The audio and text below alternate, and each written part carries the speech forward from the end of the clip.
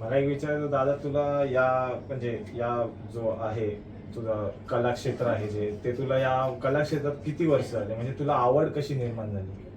मी वयाच्या म्हणजे आता बाबा सांगा मी या चाळीतच होतो राहायला लहानपासून.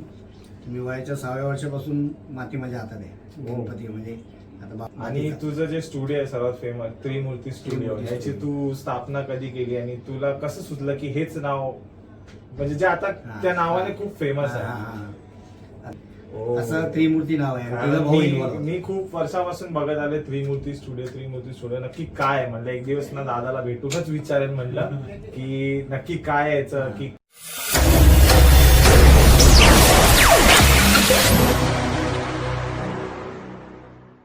नमस्कार मंडळी, मी रोहित साळवे भटकंती वादक या युट्यूब चॅनल तुमचं सर्वांचं स्वागत करतो. तर आज आपण आलेलो आहोत सुप्रसिद्ध मूर्तिकार विशाल शिंदे यांच्या घरी. तर आज खूप साऱ्या रीलमधनं हा गणपती दिसला आणि मी भाग्य मानतो की आज मला चान्स भेटला आहे तुझ्या थ्रू. मेन म्हणजे की मला यांना भेटायची संधी भेटली. दरवर्षी मी ट्राय करतो की यांना भेटेन पण होत नाही.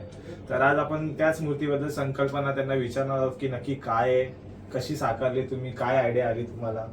तर सर्वात पहिले नमस्कार, आपल्या चॅनल तुमचं स्वागत आहे. धन्यवाद. तर आपल्या मूर्तीबद्दल जी संकल्पना तुम्ही केली ती थोडी आपल्या दर्शकापर्यंत पोहोचवा. तुम्ही आता गेल्या वर्षीची तुम्ही बघितली असेल आई अशी संकल्पना होती, म्हणजे गणपतीची पहिली आहे. तर लोकांना अशी उत्सुकता होती यावर्षी दुसरी दादाकडे काय आहे मग संकल्पना.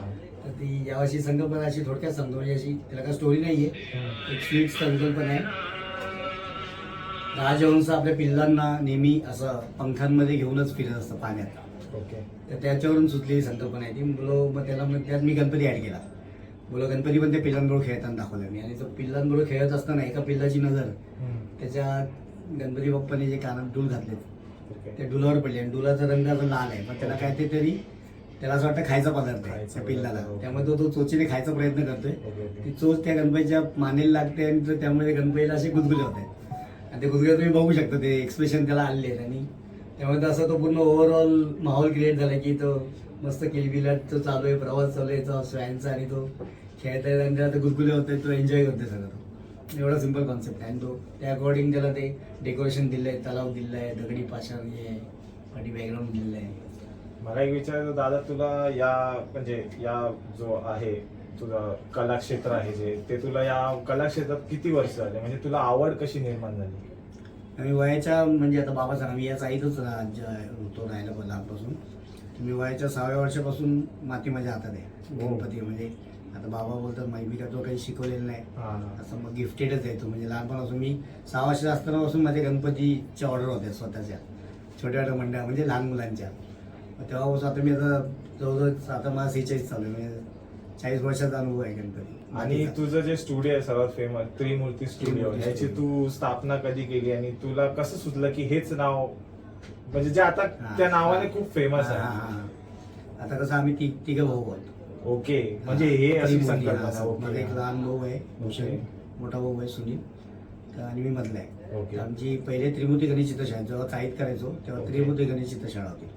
तसं हे मोठं झालं म्हणजे वाढलं, म्हणजे सोशल मीडियामध्ये थोडं प्रसिद्धी मिळाली, मागणी वाढायला लागली गणपतीची. मग तसं मग बाहेर पडलो, थोडं प्रोफेशनल नाव आलं त्रिमूर्ती स्टुडिओ. आता आम्ही तिघं भाऊ इन्व्हॉल्व होता. पहिले मीच करायचो, आता माझा मोठा भाऊ सगळं मॅनेज करतो, माझा कमर्शियल वगैरे ऑर्डर्स वगैरे.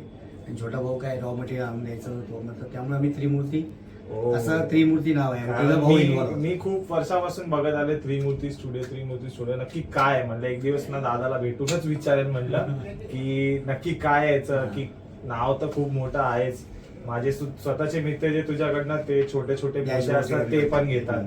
सो मी म्हणलं एक वर्षी तरी येईन आणि तुला भेट देईन आणि तुला विचारेल म्हणलं नक्की याच्या मागे कॉन्सेप्ट काय. चांगल्या निमित्ताने मागीच्या निमित्ताने तेच म्हणलं. दरवर्षी मी तुझे व्हिडिओ म्हणजे बघतच असतो सोशल मीडिया थ्रू, पण मला माझी खूप मनापासून इच्छा होती प्रत्यक्ष बघायचं, तुला भेटायचं मेन म्हणजे आणि तुला विचारायचं की काय आहे काय नाहीये याबद्दल. बाकी तर तुझे मूर्ती खूप छानच असतात. माझ्या घरच्यांना तर मी पहिलेच सांगितलंय की 1 वर्ष तरी तुझ्याकडनं एक मूर्ती घेऊन जाणार घेऊन जाणार म्हणजे जाणार. आणि माझा गावी बसतो मालवणला. मी म्हणलं मम्मी तेच विचारत होती की तुझं म्हणजे असं होतं का एक्सपोर्ट. म्हणलं हो होतं. म्हणलं 1 वर्ष करणार, माझी इच्छा आहे खूप मनापासून. नाही ये ना नक्की नक्की नक्की नक्की, आणि नक्की. धन्यवाद मला तू संधी दिल्याबद्दल. तुला पण खूप खूप शुभेच्छा चॅनल लावून खूप खूप शुभेच्छा. थँक्यू धन्यवाद. तर असंच बघत राहा आपल्या चॅनलला, लाईक शेअर सबस्क्राईब करा आणि याचा शॉर्ट व्हिडिओ जो येणार आहे तो आपल्या भटकंती वादक ऑफिशियलच्या इंस्टाग्राम चॅनलवरती येणार आहे, तर पाहायला विसरू नका. धन्यवाद.